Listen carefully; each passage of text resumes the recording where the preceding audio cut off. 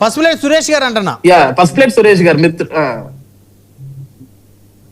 మిత్రుడు చాలా ఆవేదన పడ్డాడు, చాలా బాధపడ్డాడు.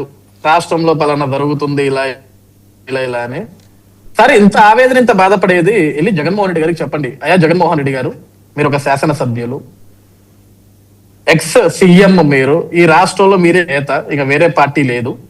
సార్ మనకు అవకాశం ఉంది ప్రశ్నించడానికి. మార్చి 7వ తారీఖు అసెంబ్లీ సమావేశాలు జరుగుతున్నాయి సార్. ఇది 2వ సంవత్సరం కూడా అయిపోవచ్చింది.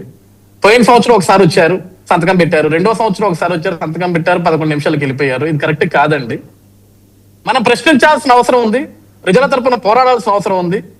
అట్లీస్ట్ పులివెందుల తరపున మీరు పోకపోయినప్పటికీ కూడా మిగతా 10 మందిని అసెంబ్లీకి పంపించండి సార్. వాళ్ళ నియోజకవర్గ సమస్యల పట్ల వాళ్ళు మాట్లాడతారని చెప్పండి, తప్పలేదు.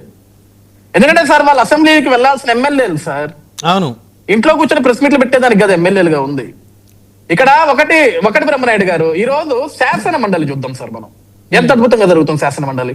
అవును, ప్రశ్నోత్తరాలు, ప్రశ్నలు, విమర్శలు, సద్విమర్శలు జరుగుతున్నాయి కదా. మోషన్ రాజు గారు నేనేమంటున్నానంటే నేనేమన్నానంటే బ్రహ్మనాయుడు గారు, ఇప్పుడు అక్కడ వరదు కళ్యాణి గారు గాని, బొత్స సత్యనారాయణ గారు గాని, గోపి గారు గాని, కొంతమంది ఎమ్మెల్సీలు వీళ్ళందరూ కూడా మాట్లాడుతున్నారు కదా. వాళ్ళకి ఇప్పుడు వాళ్ళనేమి అడ్డుకోవటం లేదు, కంట్రోల్ చేయట్లేదు కదా. వాళ్ళు సమయం పెట్టాలి మాట్లాడుతున్నారు. అదే విధంగా ఎమ్మెల్యేలు కూడా ఇప్పుడు జగన్మోహన్ రెడ్డి గారు అంటే ఆయన సమయం కోరుకుంటున్నాడు, కానీ మిగతా 10 మంది ఎమ్మెల్యేలకైతే ఎమ్మెల్యేకి సమయం వేస్తారు కదండి. వాళ్ళ నియోజకవర్గ సమస్యలను ఎమ్మెల్యేలు వచ్చి మాట్లాడాలి కదండి. జగన్మోహన్ రెడ్డి గారు అయితే ఒకళ్ళిద్దరు మాట్లాడతారు, మీడియా అసలు మీడియా ముందు మాట్లాడరా 11 మందిలో. అదే సార్ నేనేమన్నానంటే, ఇప్పుడు జగన్మోహన్ రెడ్డి గారికి నామోషం అసెంబ్లీకి రావడానికి, లేకుంటే చులకన భావనగా చిన్నతనంగా ఫీల్ అవుతున్నాడు. మిగతా 10 మందిని పంపించాలి, తప్పలేదు. ఇప్పుడు నేను ఎందుకన్నానంటే సార్, ఆ 10 మంది నియోజకవర్గాలు ప్రజలు వాళ్ళని ఎమ్మెల్యేలుగా గెలిపించారు, శాసనసభ్యులుగా గెలిపించారు. ఈ రోజు నిజంగా మీకు సమయం ఇవ్వట్లేదు, మమ్మల్ని అసలు సభాబలంగా చేస్తున్నారంటే మాట్లాడే వీళ్ళంతా, జగన్మోహన్ రెడ్డి గారి తరపున మాట్లాడే వీళ్ళంతా కూడా ఈ రోజు మరి శాసన మండలి ఎందుకు సార్ అంత అద్భుతంగా నడుస్తుంది? అంటే బొత్స సత్యనారాయణ గారి కన్నా, వరదు కళ్యాణి గారి కన్నా సరే జగన్మోహన్ రెడ్డి గారు అంత వీక్. అంటే శాసన మండలిలో వారికి బలం ఉంది కదా, వారికి బలం ఉంది, వారి సభ్యులే చైర్మన్ గా ఉన్నారు. బట్ శాసనసభలో అలా కాదు కదా.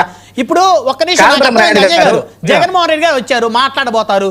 రఘురామకృష్ణరాజు గారు నవ్వుతా ఏదో షటర్ వేస్తారు, టైం అయిపోయింది కూర్చో అంటాడు. లేకపోతే పక్క నుంచి వెనక నుంచి ఎవరో ఒకరు మీ పార్టీ ఎమ్మెల్యేనో జనసేన ఎమ్మెల్యేనో ఆయన్ని సెటరికల్గా ఏదో మాట్లాడతాడు. ఇన్ని అవమానాలు తట్టుకొని ఆయన అసెంబ్లీలో ఉండి అవమాన పట్టడం అవసరమా అనేది వారి అభిప్రాయం అని నాకు అర్థమైంది. అది మాట్లాడితే కదా సార్ తెలిసేది. అసలు మీరు కనీసం అధ్యక్ష అని మాట్లాడకుండా రఘురామకృష్ణరాజు గారు ఆపేస్తారు, స్పీకర్ గారు ఆపేస్తారు, నవ్వుతారంటే అసలు ఫస్ట్ మాట్లాడాలి కదా.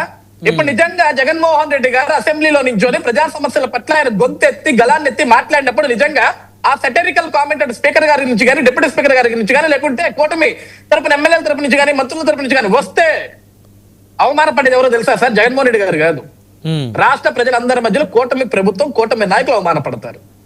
ఎందుకంటే ప్రజల తరపున జగన్మోహన్ రెడ్డి గారు ప్రశ్నిస్తుంటే వీళ్ళు సెటరికల్ గా అడ్డుకుంటున్నారని రాంగ్ మెసేజ్ పబ్లిక్ లోకి వెళ్ళొద్దు కదా.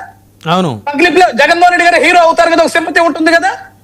మేమే అడుగుతున్నాం కదా సార్, జగన్మోహన్ రెడ్డి గారు మీరు రండి, అధ్యక్ష అని కనీసం ఒక్క సెకండ్ మాట్లాడడానికి ప్రయత్నం చేయండి అంటున్నాం. మీరు ప్రయత్నం చేయకుండా గవర్నర్ గారి ప్రసంగం మధ్యలోనే డౌన్ అనుకుంటున్నారు, వెళ్ళిపోయారు బయటికి. ఆ మాత్రం దానికి రావటం ఎందుకు? ఇంకా పెట్రోల్ దండగా అసలు జీతం కూడా తీసుకోవట్లేదు అంటున్నారు. మళ్ళీ పెట్రోల్ ఖర్చులు ఎందుకు? ఇవన్నీ అవసరం లేదు కదా. సిగ్నల్, ట్రాఫిక్, టైం వేస్ట్ అవ్వడం ఇదంతా. 10 మంది ఎమ్మెల్యేలు కూడా మళ్ళీ వాళ్ళ నియోజకవర్గాల నుంచి రావాలి, అంత దూరం నుంచి రావాలంటే వాళ్ళకి బస్ ఛార్జీలు, కార్ ఛార్జీలు, డీజిల్ ఖర్చులు, టిఫిన్ ఖర్చులు ఇవన్నీ దండగ కదా. ఎందుకు? ఈరోజు మీరు బలం ఉంటేనే పోరాడతాం, బలం ఉంటేనే మాట్లాడతామంటే, అంటే బలం లేకపోతే జగన్ మాట్లాడు, బలం లేకపోతే జగన్ అసెంబ్లీకి రాడు, బలం లేకపోతే జగన్కి ప్రశ్నించడం అతని వల్ల కాదు. అంతేనా? మరి ఇదేనా వాస్తవం? ఇప్పుడు సోదరుడు సురేష్ గారు ఇక్కడ ఒక మాట చెప్పారు, బ్రహ్మనాయుడు గారు, రాష్ట్రంలో అనేకమైన సమస్యలను పాపం ఏ ఆవేదన పడుతున్నాడు అధికార ప్రతినిధిగా. ఒక ఎమ్మెల్యేగా ఆయనకు లేదా, ఒక ఎక్స్ సీఎం గా ఆయనకు లేదా ఆవేదన వ్యక్తపరచాలి కదా. కనీసం పులివెందుల ప్రజలను ఎదురు చూస్తారు కదా, మా పులివెందుల్లో మాకు సమస్యలు ఉన్నాయి, మా ఎమ్మెల్యే గారు అసెంబ్లీ సాక్షిగా తన గలాన్ని నిప్పి మా పులివెందులకి ఫలానా నిధులు పట్టుకొస్తాడు, ఫలానా మంచి చేస్తారని వాళ్ళు కూడా అనుకుంటారు కదా. మిగతా 10 నియోజకవర్గాల ఎమ్మెల్యేలు కూడా అనుకుంటారు కదా.